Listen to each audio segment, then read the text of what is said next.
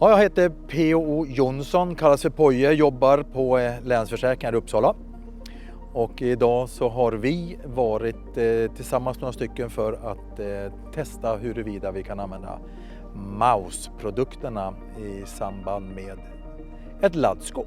Hej, jag heter Jonas Sundqvist. Vi befinner oss nu på Stockholm Training Port nere i Värtahamnen. Här har de ett fullskaligt träningsfält och de har hjälpt oss idag med att vara säkerhetsorganisation och bidragit med sin plattform här där vi har kunnat gjort testet. Det vi gjorde i testet var att vi hade ett helt nytt handverktygbatteri på 18 volt, 5 ampere-timmar som vi då skapar en termisk rusning i genom att slå en vass stång i det genom en rör i taket på skåpet. Peter Östman, anställd på Safety Navigationsgruppen. Förloppet, vi hade väl med tidigare tester tänkt att det skulle gå mycket snabbare. Det tog sin tid innan batteriet kom igång med den termiska rusningen ordentligt. Sedan typisk termisk rusning, i och med att ett batteri är byggt på flera celler så tog sig en cell och hade en fullt utvecklad brand och slogs den ner.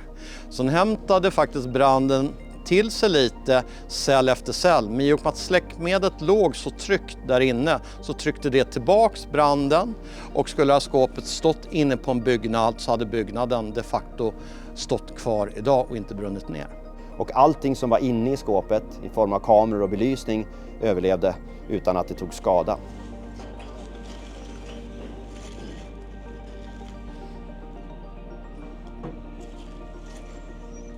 Som vi ser så är laddning av litiumjonbatterier någonting som ökar för varje dag, för varje årstid.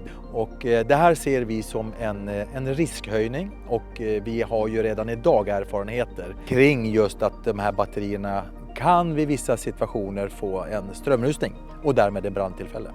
De skadeförebyggande produkter som vi kan via samarbeten få fram till alla våra kunder, de produkterna vill vi gärna ska komma ut i marknaden. För varje förhindrad brand, de skapar naturligtvis väsentligt mycket bättre förutsättningar för allt ifrån miljö till rena sakkostnader och i värsta fall till och med liv.